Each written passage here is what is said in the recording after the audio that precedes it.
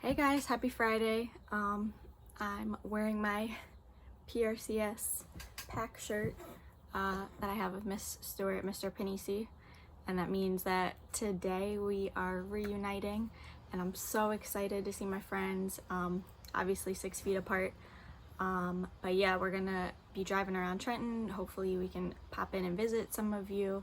And again, guys, we're really doing our best to try to physically see you guys before we are back to school next year. I know some of you I've gotten to wave at from the street and say hey, and you guys don't know like how much that motivates me to keep doing this and to stay strong during this crazy time. So thank you for letting me come bother you at your house. All right, today I do want to go over our 2 questions from yesterday. So yesterday you guys were supposed to finish chapter 4. I saw a lot of journals get done. You guys did a really nice job with the journal about feeling creeped out about a space in your life. And you did really well with only having 2 questions. So, you know, it kind of is motivating me to really only focus on the most important part. So I'll try to, you know, narrow down your questions a little bit. All right, so there were 2 questions. If you guys want to open your notes and go to slide 6. All right, so take a second. If you want to pause the video, you're going to open slide 6. We're just going to go over those 2 answers pretty quickly, and then I will read through the rest of the chapter so you're ready to take your quiz today. All right, the 2 questions were number 3. How does Ponyboy's point of view show the problem? So to look at that, you guys are going to open the text. The link is on the stream as usual, right? And we're going to go to page 56. His point of view is pretty much on the bottom of 56 and the top of 57. He's kind of like having a flashback. He's thinking about going to that movie theater the night before. And he says, I thought with a bewildering feeling of being rushed that things were happening too quick, too fast. I figured I couldn't get into any trouble more than murder. Johnny and I would be hiding for the rest of our lives. Nobody but Dally would know where we are. And we couldn't tell anyone because we would get jailed. He'd get jailed for giving us that gun. If Johnny was caught, they'd give him the electric chair. If I was caught, right, he'd go to a reformatory. So I don't expect you to copy that whole quote, but what are some problems that he is identifying in that section, right? His point of view is like, this is the worst it can get. We're wanted for murder. Johnny would be put to death if we were caught, right?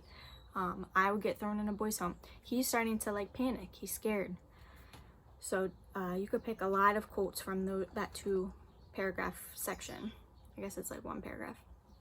Okay.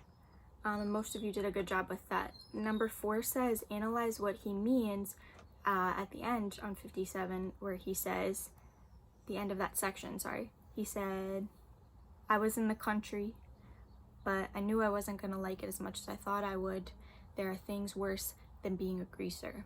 So again, what's worse than being a greaser? It could be all of the things he just listed. Being a murderer, being executed for murder, right? Getting sent to a boys' home. All of those things are terrible.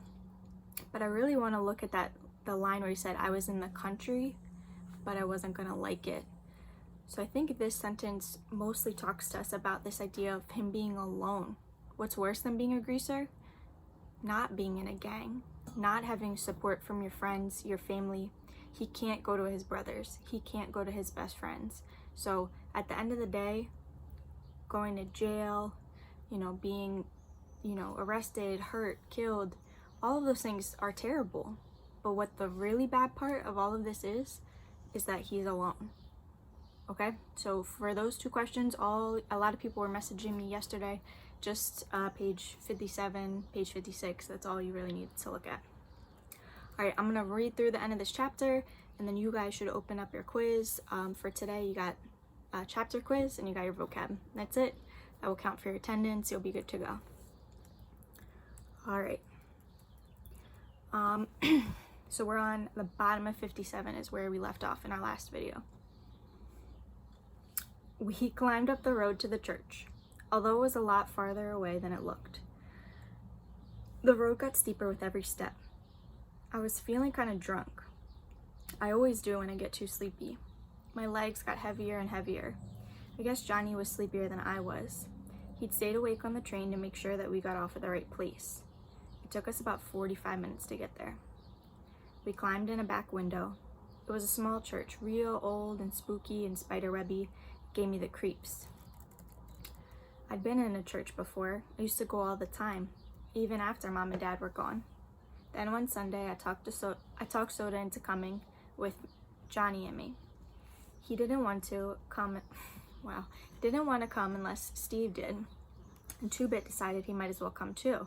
Dally was sleeping off a hangover, and Derry was working. When Johnny and I went, we sat in the back trying to get something out of the sermon and avoiding people, because we weren't dressed so sharp most of the time. Wow, I need my glasses on. This is rough. Also, guys, it's like 7 in the morning, so just waking up. Nobody seemed to mind, and Johnny and I really liked to go. But that day, well, Soda can't sit still long enough to enjoy a movie, much less a sermon.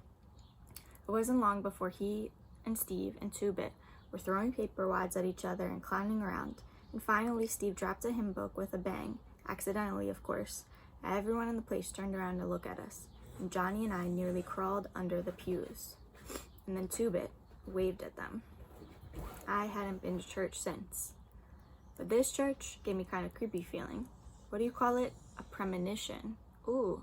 So guys, if you want to pause and look that word up, premonition means like when you get this feeling like something bad is to come, or even good. You can have a positive premonition too, right? Here, let me Google it to make sure I'm telling you the right thing. Premonition means a strong feeling that something is about to happen. So normally it is something unpleasant, but it could be like That's So Raven, right? When she sees something in the future. So again, he gets this bad feeling and he thinks something bad might happen in the future. I flopped down on the floor and immediately decided not to do any more flopping. That floor was stone and hard. Johnny stretched out beside me, resting his head on his arm. I started to say something to him, but I went to sleep before I could get the words out of my mouth. Johnny didn't notice. He was asleep too. All right, kiddos. So again, you had your exit ticket yesterday. You all should have turned stuff in. I know I haven't gotten grades back to you yet. Promise, over the weekend. Today's just like a super busy day of running around and being back at school. So that's a good thing for you because you get a couple extra, days to check it out. Today, you should really be focused on taking those 2 quizzes. Can you stop?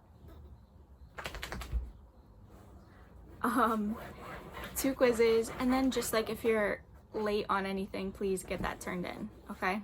I would also just make sure if you are checking out PowerSchool and something doesn't match up, like you got a 95 on your notes, but in PowerSchool it says like a 50, that could be from a day, that you made it change and sent it back to me and I didn't update it yet. So try to keep on that too. Just remind me if a grade looks funky and not the same as Google Classroom. Okay, I just want to sit here and keep talking to y'all because I miss you very, very much. Leave a comment today, say something. I look forward to getting some comments. I know I've seen, Minor in here and Nathaniel, Chrisley, so Alex has definitely left a comment, so leave a comment if you got this far into the video. Say hey, really miss you guys. Okay, I'll post on Monday.